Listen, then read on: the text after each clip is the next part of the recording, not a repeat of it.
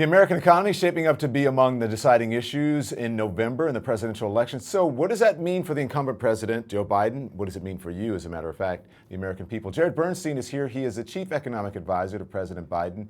Jared, thank you so much. We appreciate you taking the time to be with us. It's great to be with you, Don. Thank you. So let's talk about the U.S. economy. Actually, it's going gangbusters. I mean, you wouldn't believe that if you read and listen to some conservative media. The economy is growing faster than any other large advanced economy in the world last year. Yet somehow Americans say they aren't feeling it. Why do you think that is, Jared? Well, look, people have been through a lot over the past few years, but with the pandemic, with price rising, we had inflation at a 40-year high back in June of 22. But since then, it's come down 60% off of its peak. But prices are still too high. And so we have to continue to aggressively pursue President Biden's agenda to cut costs. And that's what we're doing. Prescription drugs, insulin, junk fees. We have proposals, really important proposals, to really cut into the affordable housing shortage, the child care shortage. I'm sure we can get into all of that. But at the same time, I think what's really important there is the fact that wages have been beating prices. So we've had a great labor market. So this job market has had an unemployment rate below 4% for over 2 years now, and that puts some upward pressure on wage growth. So for 13 months in a row, middle wage workers have been getting real wage gains. Their buying power is improving, and that's helping them with both purchasing and with sentiment, how they feel about the economy, which, by the way, is up 25% since November. So on the right path, but a lot more work to do. Well, listen, I know that you're not particularly, partisan, or you don't like to deal with politics that much, and we're going to get to some of the things that you talked about. Let's get the politics out of the way in the election, because that said, why do you think that the former president is continuing to poll stronger on his handling of the economy than President Biden? Because if you look at some of the polls before when he was president, it doesn't exactly show the way people are polling now. It doesn't really I actually think, Don, that it's really important to get under the hood with questions like that. I think sometimes when you use both of those names, and you know this work better than I do, you invoke a level of partisanship that kind of takes you out of objective economic assessment. So if you actually ask people, how do they feel about the job market? They've continuously told us that it's great and that they've had lots of great job opportunities. If you ask them about the president's agenda, 80% or more support capping insulin costs, support giving Medicare the power to negotiate lower prescription drug prices, something every president, including our predecessor, said he was going to try to do but couldn't do. This president got that over the goal line. Raising taxes on the wealthy and big corporations, polls over 80%. Creating manufacturing jobs, standing up domestic production. If you actually ask people about the Biden agenda in a granular way, taking lead out of your pipes, I mean, he's achieving things that presidents haven't been able to get to, including Trump, for decades. So you kind of have to go, I think, under the hood a bit on that. Listen, you don't have to convince me. I actually do the research, and I know because I'm living it. I'm looking at some of it here. Look, just to zone in on this a little bit more. There was a CNN poll from mid-August that showed that Trump's approval rating was 40%, down 43% in June. Okay, and then that was just his approval rating. In January of 2020, a Gallup poll had Trump with 63% approval rating of the economy. But in May of that same year, it had dropped to 47%. But now people, as I just said before, are looking back. I guess that perhaps they are romanticizing the past. But how then do you get how does the administration and the president sort of flip that perspective about the economy and get people to understand the things that you're saying to me now? I mean, the only way I know how to do that, say we know how to do that, is to keep our heads down, continue our work on behalf of American middle-class households, and this is critically important, get out there and talk about it, just like you and I are talking about it right now. I agree. And I think if we do that, you learn pretty quickly who's fighting for whom. I mean, this is a president who has stood with unions, who has, I recently checked his first economic speech in February of 2021. He used the term getting back to full employment 5 times, and lo and behold, a few months later, we were back there, and the unemployment rate's been where it's been now for over a couple of years. So he is clearly working on behalf of tax fairness for the middle class, lower costs for the middle class, worker bargaining power for the middle class, cutting junk fees on behalf of these families. And I think there's a stark contrast with the other side that seems to be, much more invested in actually reversing a lot of those policies, cutting funding for the IRS so that you can facilitate tax evasion by the most wealthy. I saw a story the other day where they're trying to cut back on the Inflation Reduction Act, where we have lower costs for health coverage, lower costs for prescription drugs, lower costs for clean energy goods. They want to repeal the Affordable Care Act, where we have the lowest rate of uninsured people in our nation's history, thanks to work this president has done on the Affordable Care Act. Looks to me like the other side wants to repeal all of that. And so I think the answer to your question is to tell this story anywhere and everywhere we can. All right, let's talk about taxes, and because that's an important one. The Biden administration has also recently proposed a number of tax increases, including the capital gains tax, billionaire tax, as well as a tax increase on those making over $400,000 to help fund Medicare. Tell me more about this tax increase and who it is going to affect, who's going to be affected by it, and why is it time now to enact this? Let's start with one word, fairness. Okay, two words, tax fairness. This is how the president consistently talks about this policy. I mean, he likes to highlight the fact that we've done research here at the Council of Economic Advisors showing that there are billionaires who are paying an 8% effective tax rate, paying 8% of their income on tax. I think anyone who hears that knows it's ridiculous and is a result of either the Internal Revenue Service not having the resources to go after those who evade their taxes. But doesn't the average American pays 13% or something like that, right? Yeah, exactly. So and you can find middle class people paying 13, 15, 18%. So the idea that you have millionaires and billionaires paying a lower effective tax rate means we have work to do. And the proposals that you just took us through, whether it's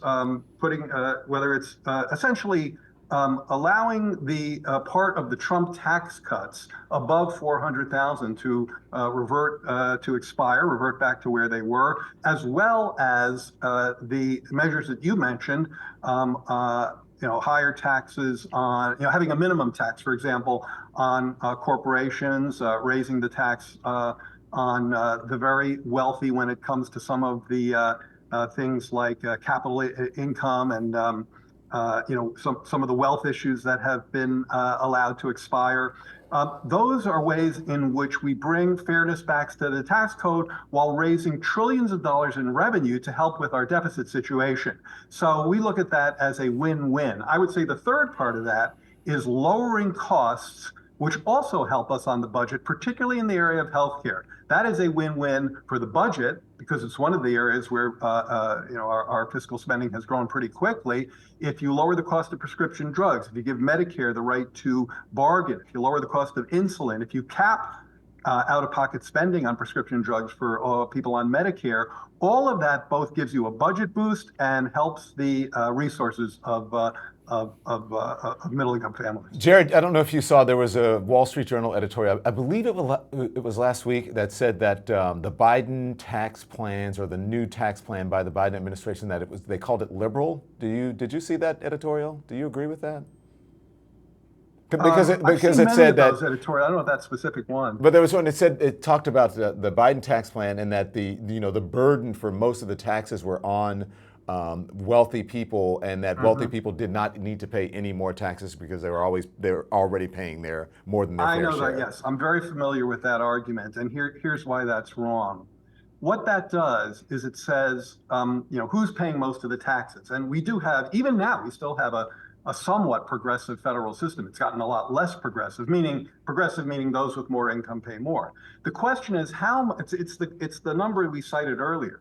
The question is how much, what share of your income are you paying in taxes? That's your effective tax rate. It's very simple. And because of decades of not just income inequality, but income inequality that was particularly egregious at the very top of the income scale, we saw the incomes of many millionaires and billionaires grow much, much faster than their tax at the same time that you saw the Trump administration cutting taxes at the top. So that lowers the effective tax rate. So you will very rarely find in those articles, references to those kinds of numbers, the effective tax rates that, the billionaires are paying. What they're doing instead is saying, well, who pays most of the taxes? And we certainly agree that most of the taxes are paid by those with most of the income. But the question is, over time, has that share gone down? And based on effective tax rates, it has. The question is, how is it going to affect the average American? Because you mentioned income equality. Right. Obviously, income equality has been on the rise for decades now. So specifically, what kind of effect do you anticipate these tax changes will have on that rising disparity? Well, thank you, because you're bringing the question back to exactly where it needs to be. It will have no effect on the tax liabilities of any household under 400,000, which includes every middle class household. I mean, the president has a firm line in the sand. He will not raise taxes at all on folks in that income range. His tax agenda is to achieve tax fairness by having the richest and the wealthiest corporations pay their fair share, full stop. Now, how does this affect middle class families? Well, like I said, it doesn't affect their tax liability, but it does give us the ability, since we have a little more fiscal space, to do more things to help them. And that's where the president's agenda, which is actually more on the tax cutting side, comes into play. So the child tax credit. This is something President Biden has long stood for. It was a key part of the American Rescue Plan, and it reduced the child poverty rate by half. I thought this was an incredibly important policy lesson, Don, and it's one we actually kind of relearned when that expired. And guess what? The child poverty rate jumped up again. This is telling us that the nation's child poverty rate, such a key indicator, is a policy choice, a policy decision. And kids who grow up in poverty have a great disadvantage to the rest of us as adults. And kids who get lifted out of poverty, you can look at them generations later, and they do much better. And the president wants to extend the child tax credit back to where it was, to have those same effects on reducing child poverty and pay for it with the tax fairness agenda you and I have been discussing. Well, listen, in my line of work, the next thing that I'm going to talk to you about is something that has been bothering me for years, and I'm wondering what effect this is going to have on the average American. That's where I want to, this conversation to continue with, because the Biden administration has rolled out a number of remarkably consumer and public-friendly policies in recent months, a banning of non-compete contracts by the FTC. What do you think this non-compete ban will mean for the average worker, Jared? Well, there's about a quarter of the workforce, maybe it's 20% of the workforce, I think, that is directly affected by this. So for them, it means that they can get a new job, a different job, and presumably a better job without facing essentially legal harassment, because they really don't need to have a non-compete. It doesn't serve any other purpose rather than dampening their ability to compete in the labor market.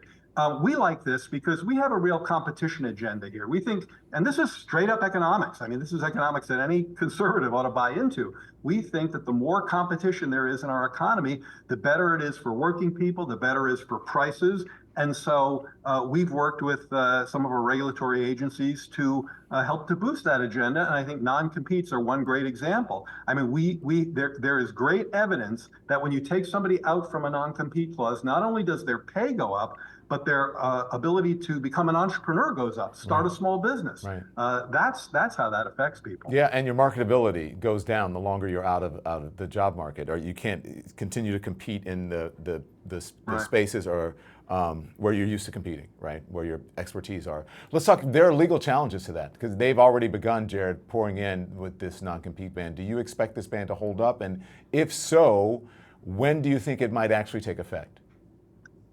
Well, they got lawyers, we got lawyers, and our lawyers tell us that this is... You're lawyering right now. Yeah, no, I'm not lawyering. I'm referencing people who do lawyer, and they tell us this should be intact, and I think it takes effect in a few months. I mean, I think when you look, I think it's fair to say that when you look at who's trying to fight against this, you get a little bit of glimpse of who's fighting for whom here. Again, I think that's a really important question in this year and in this time of American history. with threats to democracy, with threats to reproductive rights, with threats to the independence of the central bank. This is a really important time to ask this question of who's fighting for whom. And I think on non-competes, you see this. And I find that to be a particularly kind of egregious thing for more conservative or business-oriented groups to fight against, because basically this is allowing for more competition. We still have trade secret laws, by the way. So you can't go somewhere and give somebody a trade secret. What this is doing is allowing middle and low income workers. I mean, you may remember there were people who worked in nail salons, people who worked in sandwich shops who were under a non-compete. Right. I mean, that's just egregious. Yeah, that's crazy. This one relates a lot of people. It's very relatable to a lot of people in this country. And I want to talk about the airline industry, because on top of that, this non-compete ban, the Biden administration has also rolled out these new regulations on the airline industry. They provide a number of consumer protections requiring that airlines refund customers if their flight is significantly delayed or if it's canceled. Talk to me about these regulations and why was it so important that this happened now? Well, President Biden and Secretary Buttigieg, who's been consistently working on this, believe in a very simple concept that, again, this is like Econ 101. I don't care if you're blue, red, conservative, liberal, you should be for, and that's price transparency. I mean, I went to a comedy club the other night and I got to the door and my wife and I said, paying for the ticket, and they go, okay, your ticket is $30. And then there's the $5 BS fee. I won't curse on your lovely program. It's streaming, you can do it, but don't. Okay, so there's this $5, mysterious fee. And look, because of the work I do, I was like, wait a minute. Tell me the ticket is $35 and I will pay it, or get rid of that fee, right. And it's a good example of just how non-transparent pricing screws up one of the most important signals in a capitalist economy, and that's the price signal. Now, when it comes to the airlines, everyone who's ever flown and looked at their bill has seen a lot of mystery on there. And the president is on a real campaign against these junk fees. We've done this in the banking sector, in the entertainment sector, some credit card fees we've come out against when our work isn't done there. We've as I said, as you said, in the airline space, if you cancel, delay a flight, lose baggage, you've got to compensate money. And you can't sit on that cash and hold it and do whatever you want with it. You got to give it back to the consumer in an expeditious way. I think this is common sense. And I also think it links up to this cost-cutting agenda. So let's go back to some of your first questions. How can we help people, and how can we help them understand who we're fighting for and how we're fighting for them? We have to talk about ways in which we're cutting costs, because the president grew up in a family where these were kitchen table issues. And he still, after all his decades in politics, he still has a tangible, in his bones feel for the kinds of kinds of economic stressors that middle-class families go through, and he believes it's our job to do all we can to alleviate those stressors. Yeah, but I think I agree with that, but I think that this, when it relates to the airline industry, it incentivizes them to, be respectful of the consumer's time. Let's talk about unions now. Union memberships grew nationwide last year, adding about 139,000 jobs, but due to the rapid growth of jobs outside of unions, membership share actually fell last year. Why is there disconnect, and are you concerned about that? Because this administration is very pro-union. Well, I'm certainly not concerned about having a very fast job growth. So I am not interested in boosting any measures by having less jobs, of course. But you would like to see union memberships continue to grow, right? Yeah, so exactly. So the numerator grows, the denominator grows faster, you get a lower rate. I understand what you're saying. And so I would say that it is pretty clear, especially, this isn't in the numbers you just cited, especially given the fact that the UAW just organized the Volkswagen plant down in Tennessee after numerous attempts to do so. They were just successful in that, and I know they're trying another round of that in Alabama, I think at a Mercedes-Benz plant. So now we're seeing some of these more powerful unions break into the South. So there is a very good chance that trend can flatten out, maybe turn around. I think the right answer to your question, Don, is I have to believe, and I think the data support this, that the wind is at the back of the union movement. And one reason for that is the strongest union supporting president, at least in my lifetime, Joe Biden, who's actually, walked on a picket line. We saw, for the first time, a president got on a picket line. That's a heck of a signal. And I think that should help with that trend. But look, I think more importantly is what that means. And if it's okay for you, let me talk a little bit about why Biden leans so hard into unions. Is it that be something you want to hear about? Yeah, go for it. Of course. Yeah. That's why we have you here. Yeah, thank you. One of the first times I met with Joe Biden, I pulled a graphic at him. This was in 2008 when he was asking me to be his chief economist, and he was going to be the vice president, December of 2008. I pulled a graph out of my pocket he pulled a graph out of his pocket that I had made, and he wanted to talk about it with me, that showed GDP going up, but middle class income's flat. That's the inequality story you and I were talking about a minute ago. And he said, what are we going to do to close this gap? Well, one of the things that helps close that gap is low unemployment and full employment labor markets. We've seen that. Good bargaining power. We've got middle wages rising faster than those at the top, beating inflation, really important. But the other thing is union power. Biden believes that if you are helping to bake the pie, you ought to get a fair slice. And unions are one of the forces in this economy that help you do that. Jared, I'm going to ask a question, and I want you to let me get through it because I'll bring it back to the economy, I promise. But I want to pivot from the economy just in the asking of this question, and as I said, I'll get back. President Trump has been constantly tied to in legal woes pretty much since he left office. This week, the former president is in court again as part of a hush money trial. Last week, his lawyers appeared before the Supreme Court to argue that he was immune to prosecution for actions taken while president. I'm just wondering, this is a lot for people to absorb. Even as a journalist, it's a lot for me to absorb. I'm wondering what kind of effect do these threats to stability to the democracy have on our ability to run a stable economy?